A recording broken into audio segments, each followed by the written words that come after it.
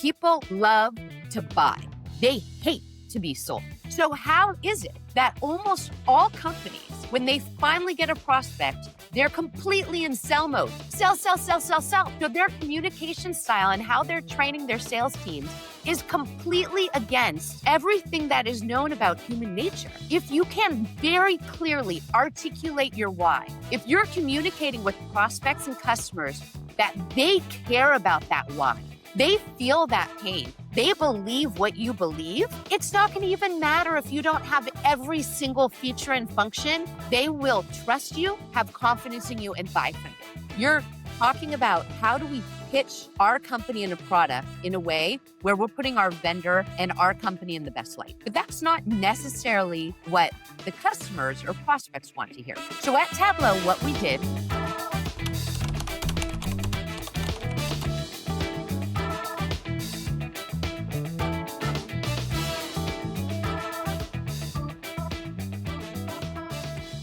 Hey, Kelly, how are you doing?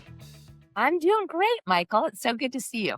So Thanks good for to see having you me. too. My pleasure. My pleasure. I'm so excited about this episode. You don't know. So before we start, talking about culture-driven sales and why is it so important in the era that we are in with AI, we want to get to know you a little bit more. So if you could share a little bit about your background and what you're working on, that would be amazing.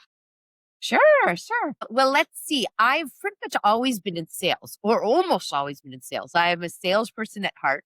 So I was the one that was always selling like the candy bars the and the chocolate, all of that early on in my career. And then when I was in college, I did this crazy job where I sold educational books door to door. And that's how I put myself through college. And that's really when I fell in love with sales, because over the course of those 4 summers, I spoke to over 12,000 families in their home. And it was just an incredible experience in entrepreneurship and in sales and how you can get to know different people. Then later on in my career, I've done a bunch of different things. I worked at Dale Carnegie training. I ended up working at Bank of America. I sold residential mortgages. I had a little bit of time after and during business school at both McKinsey and Bain doing strategy consulting. Then after I graduated from business school and spent some time in consulting, I started at a very small tech startup called Ad Hoc. I was there for a while. And then my longest time in tech was I started as the very first salesperson at this little startup called Tableau Software. We had basically almost zero in revenue. I joined 1 month before launching version 1 of the software. And then I was there for 12 years, grew up with the company. I was executive vice president of sales, so effectively the chief revenue officer. And over those 12 years, we went from zero in revenue to about 850 million in revenue through global expansion, different products, through the IPO. And that was a very, very fun time in my career of really focusing on this mission to help people see and understand data. Then after Tableau, I spent some time doing board work, sat on a bunch of both public and private company corporate boards, predominantly in tech. I teach a class at business school, and that is when I created culture-driven sales. And then one of the boards that I was on was Gong, an AI company all focused on sales. Similar space is what you're doing, Michael. And I was on the board first, then I joined to be president and chief operating officer at Gong. And now that I have transitioned out of my operational roles, I'm teaching, I'm spending time at Culture Driven Sales and do speaking, podcasts, some additional board work. And that is the summary life story of Kelly. Kelly, I don't know if I should say this. Can you please make the rest of us look a little bit less bad? Because I've got to do the mug drop right now. This is amazing. Like again, career path and everything you've done. It's a great example of someone who cares about the space, cares about, her own career in sales. And I wanted to start with this. Like, your company is called Culture Driven Sales. Can you share your philosophy and your approach? Why do we even have this company existed today? That's a great question.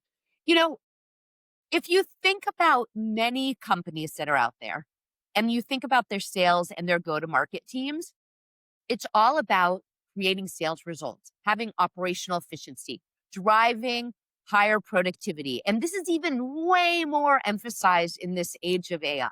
And these are all great things. Of course, you want sales and go-to-market teams to be focused on sales. But a lot of what happens is you have these sales-driven cultures where it's about go, go, go at all costs. Go push your wares, push your vendor, sell whatever you can sell.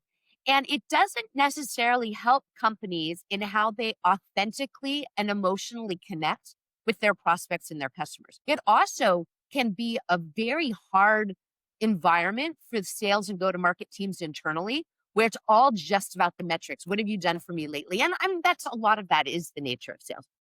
So if you flip it on the head and you start thinking about culture-driven sales, instead of just having a sales-driven culture, it flips the model and methodology around. Is instead of it being vendor-specific first, it's more about being people at the center and culture first. And if you actually have positive cultures and positive ways to have good communication, good authentic connections, good ways for people to like emotionally engage with other people, then you can actually drive better results. You, of course, still need all those operational effectiveness and efficiency and productivity tools as well. But it's really about people buy from people. And many companies behave as if it's companies buying from companies, which is true to a point. But the ones making the decision are human beings.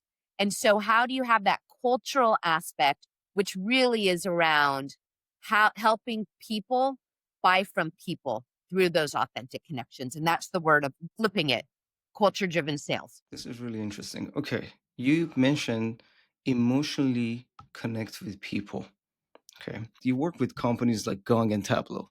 They're very sales driven. They're doing an amazing job, or maybe they're culture driven. To be getting to that maybe later. But you mentioned a keyword, said emotionally connect with people, because this, again, the decisions are emotional at the end of the day when decision makers get involved. I barely see people actually focus on enabling sellers right now about this. At least companies I work with, it was around methodology. You got MEDDIC, you got MEDDIC, you comment the message. Let's talk about some sales technique and tactics and how to navigate again championship, or how to understand buyer sales process. Can you give a few examples, practical examples about like emotional enablement? How can we even communicate this right now with our sellers? That's a great question.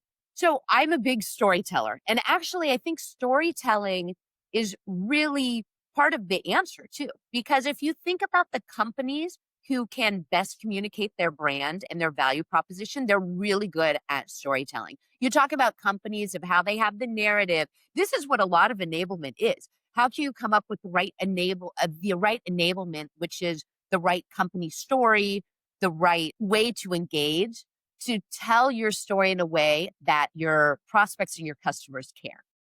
Well, a lot of this is about storytelling. Do you think about those people in your life who are the best at actually engaging an audience, or those who tell things in a way where everyone wants to gather around and listen? So this might be at a dinner party. This might be at a college or a work reunion. This could even be at a family event, like around the Thanksgiving table or so. There's these people that they're able to talk in a way where everyone just wants to gather around and listen. And it's not the words that people are saying. It's how you're actually connecting to grab people's attention and to be able to keep the attention. So a few things to say here. Go back to my time when I was selling educational books door to door. I talked about those 12,000 families.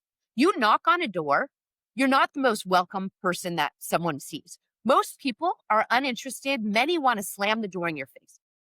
So you only have 15 to 30 seconds when someone answers the door to be able to decide, do they want to listen to you or not? And this is what happens to SDRs and AEs and anyone in sales, even in marketing. If someone comes to your website, are they going to stay there or are they going to leave? So how are you going to grab that attention really quickly and get them to actually even listen to what your product is? So that's kind of the first story of it. Second is, when we were at Tableau, we were thinking, how are we going to engage in the right type of sales training. And there's all these things that you've talked about. There's MEDDIC and there's challenger sale and there's a spin selling and there's, yeah, I mean, you go name it. There's a zillion different things that are out there. But many of them are very vendor specific. You're Mhm. talking about how do we pitch our company and a product in a way where we're putting our vendor and our company in the best light. But that's not necessarily what the customers or prospects want to hear. So at Tableau, what we did is we decided to take a different approach. Instead of doing traditional sales training, we went and did storytelling training. Everyone on the enterprise sales team, all sales management, pretty much most people on the sales staff went and did this storytelling training. And this was really about how can you talk about yourself and your company and your customers. I mean, we all talk about stories like customer case studies, company narrative, our own personal story in a way where you can like emotionally connect on a personal level with those prospects and customers. And so we did this training, storytelling training for everyone. Some of the enterprise reps were like, why are you doing this training? This is very atypical sales training. But what happened is we did it and our sellers came back and said, not only was this really helpful in how they engage with their prospects on a more personal level, but it was helpful for how they were engaging with their teammates, for managers to engage with their direct reports, even for people how they communicated with their spouse and their friends and their kids. But here's the clincher. I had customers that would call me and say, hey, Kelly, I've dealt with vendors for my entire career. And why is it that your salespeople are so different? They seem to actually really get me and get Mhm. our problem and get what we're looking to solve. They're not just trying to like sell, but they actually are spending the time to get to understand me and to know me and to understand what our problems are. And they felt like the sales methodology was so much improved and so different. And what was the change? The change was instead of traditional enablement and pitching of talk about yourself and your product and your vendor, it was more about this emotional connection with the person and who you're talking to. They had all the training on all the other stuff too, but they first established trust and confidence and the basis of that education with the human to human connection.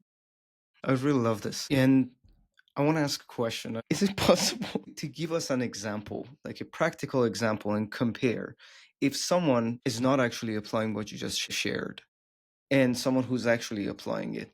Can we have an example on that? Just imagine it's a discovery call and we're starting the conversation. It could be any solutions. Well, how do most discovery calls go, Michael? Most discovery calls are you finally get someone on the phone. It's the person you've been trying to reach for forever. And what does the rep do or the SDR do? They start going, "Oh, Michael, it's so great that I got you. Let me tell you about my company. Here's my company. Here's the widget. This is what we've done for all these other companies. And it's all about me, company, company, company." And the person on the other end is like, why do I care? Why do I want to answer this phone and be sold, sold, sold? Because if you think about how people buy, it's very, very common sense. People love to buy. They hate to be sold. They love to buy and they hate to be sold. So how is it that almost all companies, when they finally get a prospect, they're completely in sell mode. Sell, sell, sell, sell, sell. So their communication style and how they're training their sales teams is completely against everything that is known about human nature. People love to buy, they hate to be sold. So why do people get on the phone and sell, sell, sell? If you take the other approach and you say, okay, I'm going to spend my time to get to understand you, Michael, to understand you, what you're about, to maybe share a little bit about me that lowers. I'm sharing a little bit about my vulnerability. I'm allowing myself to get vulnerable, get to know you on a personal level. It doesn't have to be for that long. Remember, when I was selling books door to door, people make the decision if they're going to talk to me or not in 15 to 30 seconds. So if Hmm. you can enable people on how to make a more cultural or emotional connection, just in that first 30 seconds, a minute, 5 minutes, then it helps people to be more vulnerable, to be more trusting, and then you can actually engage in the topic that you want to talk about with putting the customer and the prospect first instead of just always being so vendor specific. That's absolutely correct. So to me, it sounds like you need to understand your buyer better than maybe themselves even, and have some topics that are relevant to them to start the conversation. Is that, did I get it correctly, or I'm still a little behind? Well, I think that that's true. There's a few things, but the cool part, and I know that you run an AI podcast. So this is what's so cool about AI for the go to market is all of this information that actually is going to help us to more authentically communicate and authentically connect is going to be so much easier because we can use AI to grab all that information, to actually look at all prior conversations and interactions. If we haven't had any, to look at whatever is publicly available about that person and that company, where we can be able to tailor where it's not just so cookie cutter of everyone's just getting the same pitch. So that's where first AI is super exciting because it can help. I absolutely agree with you, because before, I remember I used to say, "Hey, you are my buyer persona in my ICP." These are the typical problems other buyers come to us and they face.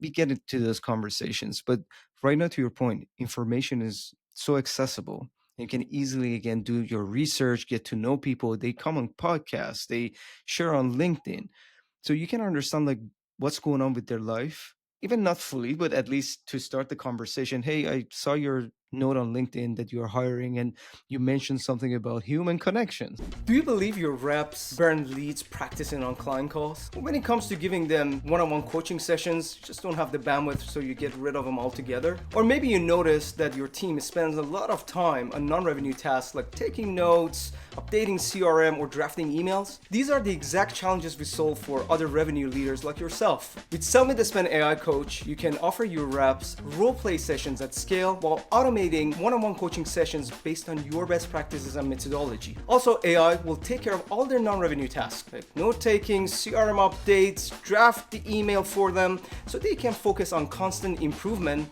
while you're focusing on one thing and one thing only: revenue growth. If you're interested in learning more about the clients we are working with or use cases that might be beneficial to you, check us out at sellmethespend.ai. Well, I think what the interesting part is over the course of the last decade or a couple decades, even before AI, the whole notion of sales has drastically changed. Because if you roll the clock way back where you had enterprise sales reps, when enterprise sales reps were selling to companies, companies didn't have very much information. There wasn't so much information readily available on the web. There weren't all of this resources that they go to on, going to chat GPT and asking them for, please tell me all the summary of what's going on with the vendors. There just weren't all these resources. So if you Mhm. roll the clock back, a lot of what a salesperson's job was to educate about the space, to educate about what are the different product offerings, what are the values and benefits of my widget, my service, my product, whatever it may be. Now, even before AI, things had changed that now by the time that a client or a prospect actually even talks to a vendor, they're very well informed. Mhm.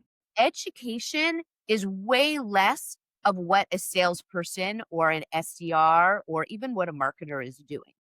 Because by the time that prospect is talking to you, they've probably done a lot of research about the space, about the players in the space, about the differentiators of the different competitors. They understand probably your pricing or whatever they can get about the pricing. So when they talk to you, they want to understand, tell me more about your product. How are you showing up? How are you going to help me? Am I going to get good service? Do I feel like you can trust your vendor? Am I going to be able to count on you? And are you going to be accountable to me when I have an issue? Now you roll this forward because that was already happening. Now with AI, customers and prospects know so much before they talk to you. Just like we, as the selling team, know a lot about our prospects before we talk to them, Hmm. they know a lot about us before they engage. So they know about our product, they know about the space, they know about reviews that are out there, they know what customers are saying they like, what they don't. They have ratings, they understand our pricing, they understand what's coming in our roadmap.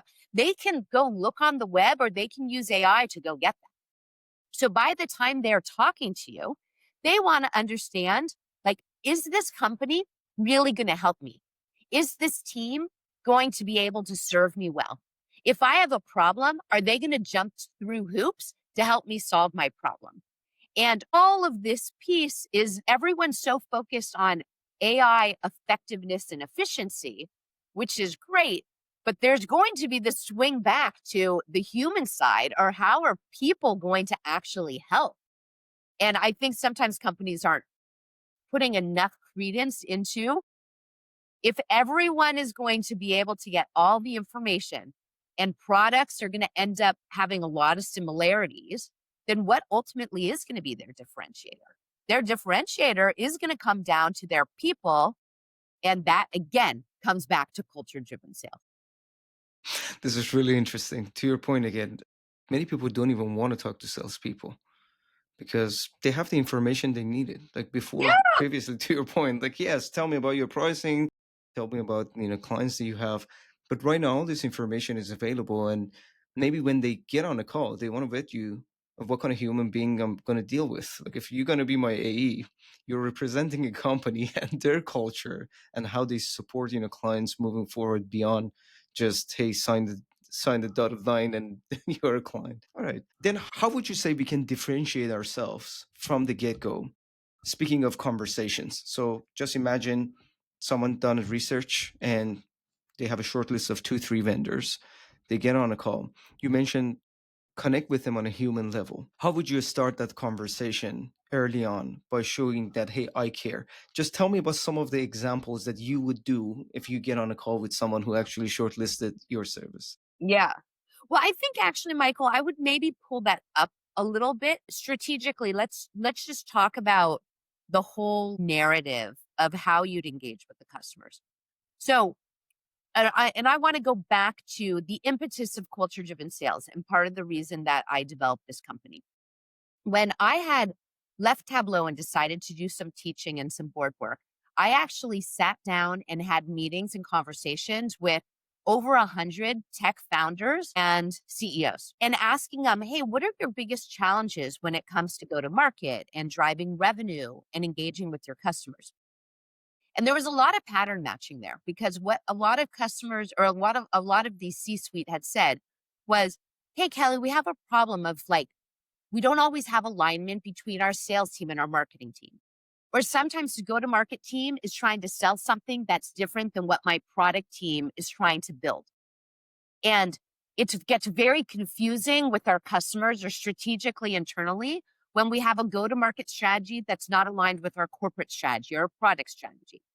And there was so much around this. I thought, okay, well, it's very difficult to be able to even give a kind of enablement pack of how does the sales team show up, unless you're completely certain that the go-to-market approach is aligned and in sync with the corporate strategy and the product strategy. So we have to go up to the top of the umbrella to think about, how do we do this? So how we do that is, oftentimes I'll talk to companies and say, hey, tell me about your mission. Tell me about your vision, your values. And some CEOs will say, I don't have time to work on all that soft stuff. I want operational efficiency. How can we go sell more? And and that's very short-sighted, because the mission and vision of the company is your company's why. This is how you connect with your prospects, is they need to believe in your approach and in what you're selling. And if you don't actually know what is your belief and what's your core foundational position, like what is the essence of who you are and why you exist, which all comes back to mission, vision, values, your core values as a company, that's how you should be communicating with your customers. So part of what I teach in culture driven sales, a class that I teach at business school, is everything first comes to, what is your company's mission? What is the mission and vision and the why of why you exist? What are your core values? All companies have 5, 8, 10 core values. Some really live and breathe by those. Some, they're just words on the wall. But for those that are actually really living by those, that helps to articulate how you're going to show up, not only for your employees internally, but how you're going to communicate and show up for your prospects, for your customers, for your partners. So you have your mission, vision, and values. And then you can be able to articulate, well, what is our company why? Why do we exist in Mhm. the first place? What are our foundational beliefs? So you have all that mission, vision, values, your company story. And then from that, you can say, well, based on our beliefs and how we're doing things, what are our key differentiators and how are we showing up differently than everyone else in this space? And what is the state of the status quo? What's wrong with that? And how are we going to solve it based on what our approach is and our mission? And if you think about all of that, that is this whole piece that every company tries to take that into account because that's how they're building their product marketing decks. That's how they're doing their pitch decks. That's for Mhm. companies going public, how they're writing their S1 when they have their IPO. This is how people are thinking about their enablement and pitch decks of how do they have their company narrative. But if your company narrative is starting with just the widget or the service, and then what are the features and functions, it's not, you're not going to be able to emotionally connect on that. You need to be able to go up to mission, vision, value, story. And then you end up connecting with prospects and customers where they fundamentally believe what you believe. They believe your approach. They care about that. They have big challenges around the whole reason why your company exists in the first place. They believe with that foundational approach. And then later you can start talking about your widget and your features and functions. But most teams start feature function first and they miss all that higher part. And then how can you emotionally connect with just a long list of features and functions? It's not going to work. Wow, that is so true. And I want to talk about this a little bit more because sometimes it's not our team's fault. Like as founders, as people who start companies, maybe sometimes along the way we forget as of why we started this. Not all of us again do this to get a quick buck. Like I'm pointing at my finger at myself. Like you had a Wait, why are you reason. pointing your finger at yourself? Tell me more about that. This is great. Let's just make me a guinea pig. I think even myself right now, because we're scaling, I'm really trying to be efficient. You said it. You said it exactly. Like, okay, we are leveraging AI in this and this and this and that. Let's just make things faster. Make things faster. I think we kind of like grew up in this culture, like selling in SaaS for 10 years myself. And I started because I noticed a problem that I faced myself and many, many people around me. And that was the starting point. That's how we ran the customer discoveries. That's how we got our early adopters, right? But along the way, to your point, we became a little bit more operationally driven founders. I don't know if I, for lack of a better word, try to make things better, faster, more efficient. And I personally stopped communicating the story, even with new team members. Like, hey, very quickly, short story. Hey, this has happened. That's why we are doing this stuff. But it was not something that we repeatedly reminded our team as of why we are doing things, because things will get tough, and then we have all these problems with people coming and going and leaving and churn and burn. And I think we're a small company, we're a bootstrap small company, but we are growing and scaling. That this is a good wake-up call for me, and I'm learning from this podcast. That's why I said I'm excited hearing your thoughts on it. This is a new perspective because mostly we talk about tactical stuff. How do Yeah. you do this? How do you do your onboarding? How do you enroll methodologies? This is another level. We're talking about why, and people connect with Yeah. that. Why I agree with you. Okay, there's so many ways that we can go with what you just talked about, Michael. So a few just tidbits.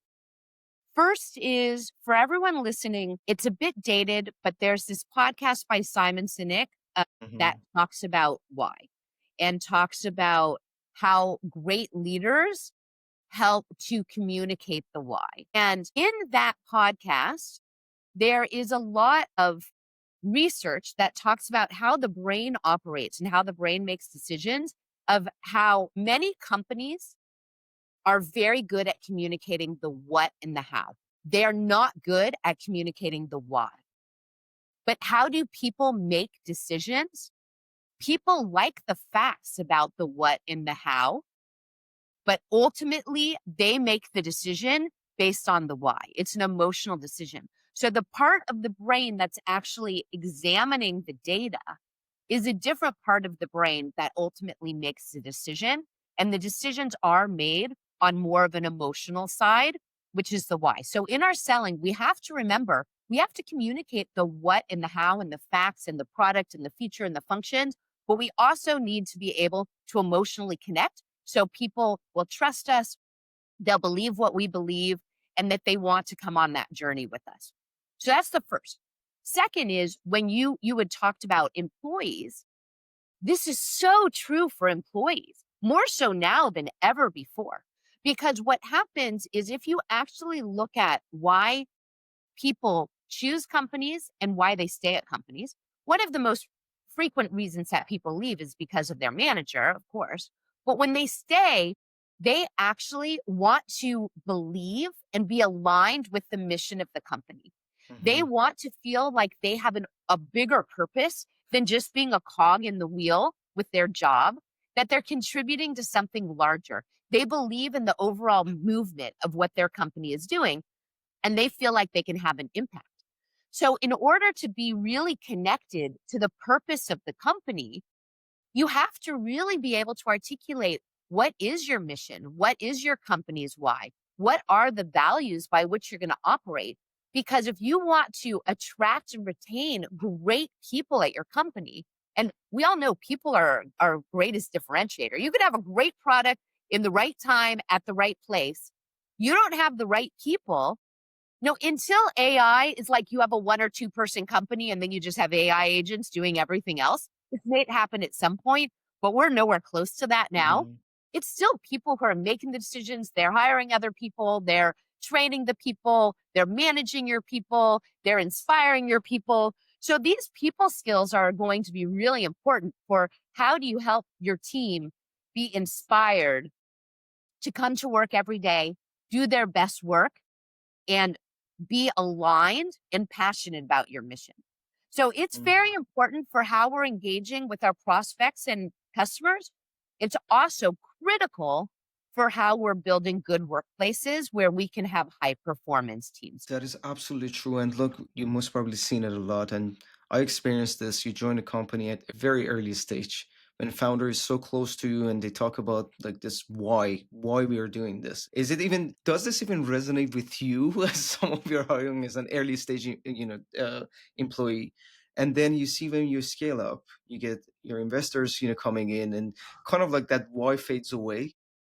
It's very hard for you as someone who joined early on with that mission, because what happened to that, like what happened to that starting point that we started with, that voice completely off the table, we don't even talk about it, and it seems like based on our action we are doing some things against it. I don't want to Yeah. give Well, here's an interesting thing. So I do a lot of advising for companies of all different sizes, sometimes startup, sometimes they're hyper growth and they're getting ready to be on the journey to IPO, and sometimes they're public companies. But a very frequent question that I'll have from the CEO or from the executive team is, hey, especially in tech, the CEO is a product person, a product or a tech founder. They came up on the technology side, not even in sales. And so they'll have this question of, early days, I went to all these sales calls. Customers always wanted to talk to me, and it was great to be part of it. But now I've hired these experienced salespeople, and I've hired these salespeople that are much more accomplished. They've done inside sales, they've done enterprise sales, they've had their journey in being a seller for decades. I don't understand. This is CEO talking to me. I don't understand, why are they still asking me as the CEO to come to the sales calls? And I don't understand, like, why can't they close the deals themselves? And so I'll ask them, okay, well, when you go to a customer, how do you show up? And they usually say, well, I show up, I talk about how I was so passionate about this space, But I saw that there was this big issue, and I decided to start my own company because I'm passionate about fixing this problem. And this is why I'm passionate about it. And this is the mission of the company. And this is what I want to do. And here's my whole belief on the perspective. And this is what I do. And I say, okay, great. So now tell me, can I see the pitch deck of how your sellers go out? And then they'll show me the enablement deck. And it's like, I sell this product. Here are the 5 features that I do. And this is why we have this technical thing. We integrate in this way. We're better than the competitor for all these ways. And it's very much about the what and the how. Whereas the CEO is talking all about the why. And I'll say, well, they're bringing you to the meeting because you're actually giving the whole why of why the customer should care, Hmm. why they should believe that your company has the best approach and is doing this in the best way. And when they bring you, you're still telling that story. But when the sales rep and the marketing team is going on their own, they're not talking about all of that why. They're just doing the what and the how. Hmm. So why don't you incorporate all of this why into the start of the pitch deck of what the sellers are doing? And they scratch their head. They go, oh, we used to have on our about page, we used to have the company story. But now we took that about page down and now it's just about the widgets and what we do. And as you get bigger, it's actually in some ways even more important because the sellers and the marketers are so much more detached. You have to be able to empower them to articulate and communicate what is this whole company narrative. Like when companies are on going public, they have to go full circle. And in their S1, they go back and they tell everything about the story and why they exist. Hmm. So why aren't we doing this in every single pitch? And this is the whole reason, Michael, of what you talked about at the beginning of how do you emotionally connect? You can't emotionally connect with features and functions. It Hmm. doesn't work that way. Mm. Then like that's an effective way when you're just selling to AI agents. And there will be a time or Mhm. maybe a category of your business where AI bots selling to AI agents, and they're the ones doing all the research and ultimately making very kind of low, non-strategic buying decisions. So you want to be able to be really clear on features and functions so that you can articulate those well. But when humans are in the loop, you need to be able to articulate that why. And in this day and age where AI is so prevalent and everyone can get information very quickly at their fingertips without talking to anyone, you watch. I think what's going to happen, people don't see this yet. Everyone's so focused so much on operational efficiency. When it gets to be so easy for operational efficiency, then what is it that companies are going to want? They're going to want that trust and human touch and being able to like know that they can count on whichever vendor they choose because the rest of the stuff is going to be very similar between A, B, and C because AI is going to make us all super efficient at the mundane task. So what's not mundane? The not mundane is the people side of it. While you were saying this, I was reviewing some memories. And I think I personally want to go back to that why and again communicate it more often because I just remember you were saying this and I was like, oh my God. Like those early clients, we closed some post IPO companies while being super tiny. And we were in Yeah. competitive deals with 20 people. Gong, sorry, you were in the mix too. And we wanted, and I asked them. And I literally I have this friendship with them right now. We always text, send our, dogs pictures, very early people. I got him on a call and said, why did you buy from me, man? We were so early and everything was so messed up. So I trusted you. And the funny thing is, I digged in. Some of them said, you know what? I don't have a concrete reason because I was so product focused lately. I was like, okay, tell me about like what's the product? So you know what? Honestly, like your product most probably wasn't even there. But when I saw you care, when you delivered at 3 a.m. while you were traveling to see another client in Guatemala, I was like, okay, this guy is gonna help me because this whole thing is at its infancy. It was about 2 years ago, and if he commits and he cares about like why he's even in the space and being a seller himself, I would used to communicate more often, to be honest. Like when you were saying, it's like a wake up call. I was starting even the conversation. Look, I was in this seat. These are the things has happened to me, and that's why we decided to really change this because it's painful for me. I don't want to deal with this Yeah. anymore. And now everybody else is using it, and I think we switched. Be efficient. Get to the point. Let's just Yeah. disqualify Hey, Michael, quickly.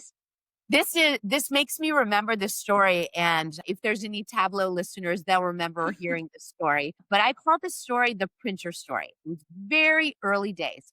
So as I mentioned, I was first salesperson at Tableau, and this was probably like in the first year, first few months that I was there. And our product didn't do tons. Like we connected to Excel, we connected to an Oracle database, we didn't connect to most kinds of data. We didn't have many of the visualizations that people wanted. And I remember talking to this one person on the phone. He had said he was interested. We sent him a trial. He played with the trial. The trial was 14 days. So it was about halfway through the trial. I talked to him and he said, "Hey, Kelly, I'm really liking what we're doing with Tableau, but it seems like there's a lot that I can't do." And this was back in the day where if a customer asked us 100 questions, maybe the answer was yes, we can do one. Whereas, when I left, it was if they asked 100 questions, we could do 99 and maybe there's one or two things we couldn't do.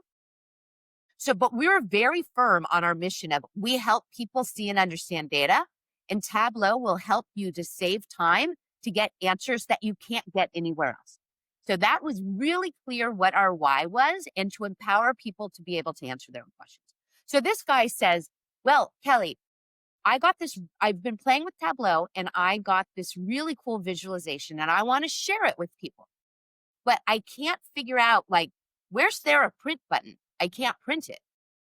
And this, if I had been smarter at the time, I could have figured out print screen, but I didn't come up with that answer. I said, "Yeah, we don't have a print button yet." And he said, "Okay, you don't have a print button. That's fine. I can just export to PDF. So where can I find export to PDF?" I said, "Well, that's on the roadmap. We don't have that yet. Can't export to PDF."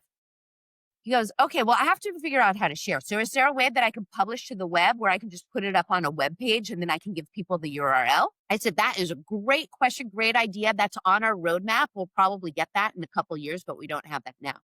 And he said, "Well, Kelly, this doesn't make any sense. Like I can't share it." And so, you have to improvise when you're in sales. And I said, "Well, I'm just curious, like where are physically the people that you're trying to share it with?" And he said, "Oh, they're in my office. They're down the hall."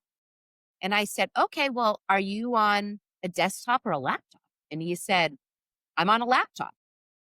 And I go, "Okay, well then solution's easy. You undock your laptop, you pick it up, you walk down the hall, you show it to the people down there, and then you call me back." And he was like, "Okay, well, that seems a little weird." And I said, You said you want to be able to show some data where it's very easy to communicate something you couldn't find anywhere else. And so who cares how you show it? Like if the mission Mhm. is to help people see and understand data, and you now just found a founding that you could not be able to get in any other way, you just go show." And he goes, "Okay, that wasn't the answer I was expecting.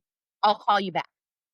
15 minutes later, I get a call and he gave a credit card order over the phone for one of the biggest orders that we had had to date at that time at Tableau. So why do I tell that story?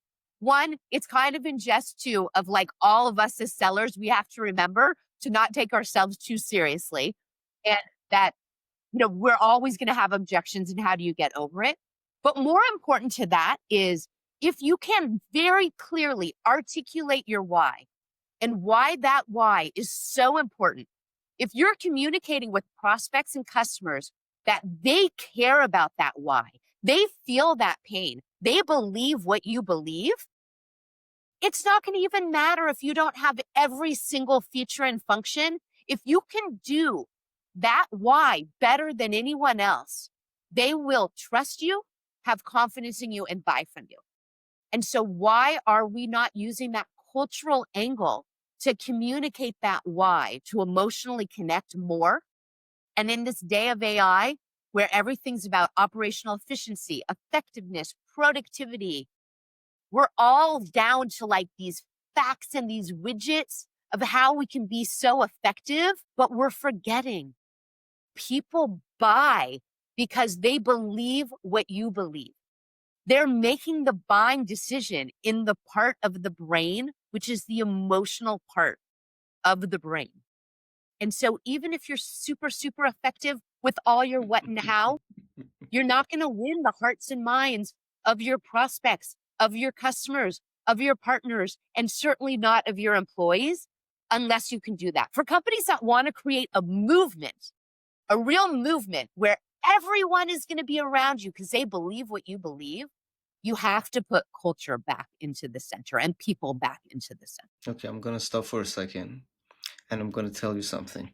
Typically at this point, this like 40 minutes mark, I said I have some rapid fire questions. You tell me one more question. Okay, I'm bring it gonna on. Rapid no, fire. no. Actually, I want to drop it. This is the first episode. I don't want to do it because I think you really close it on a very high note. At least personally for me. So just to give some feedback, this episode had some impact on me personally because it reminded me how easy you can get distracted as an AI founder, AI company, or whatever you call it, solutions provider, to really focus on speed rather than culture and to truly feel it. I can sense it right now because early on it was even over communicated, maybe because we were early, we were passionate, we wanted to do, we still have the passion and drive more than before, but really focus on speed and efficiency with AI. And I think that could potentially make things complicated and damage your company and the way you serve your clients. And I think your story and what you said at the end should resonate with a lot of leaders in the space because we all might actually forget and really sharp focus on how to make things faster or more efficient. I want to change that myself, so I will Yeah. keep you in the loop how we actually apply Okay, this well, Michael, change. I'm super excited to resonate. One thing maybe to leave folks with is operational efficiency, productivity, speed, all of that is critically important. So, of course, anyone in any company is going to care about the operations. Hmm. What happens though is I think what people aren't thinking about with AI is if AI is going to make everyone so much more effective and so much more efficient and so much faster, where everyone can basically get facts and information and knowledge so much more, that it's going to end up actually leveling the playing field even more than people think. Because all of your competitors are going to be able to have the same data, the same information, the same efficiency. So, what is ultimately, I mean, of course, there's going to be some LLMs and some proprietary data models that will be your differentiators and your approach to doing things.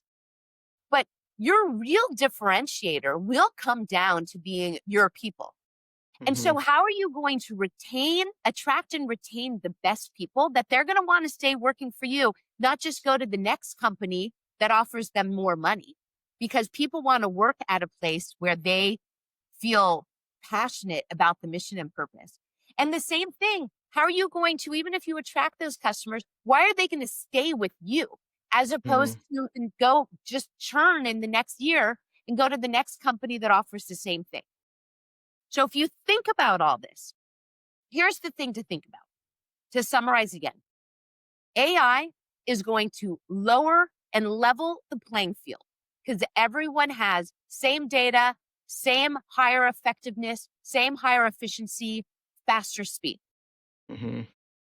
But if your people can actually engage in a way where they can motivate, they can inspire, they can communicate in a way that helps prospects and employees alike to believe you're doing something special, to believe they want to be part of it, to say, I want to be part of this company's movement, then that is what is ultimately going to be the differentiator.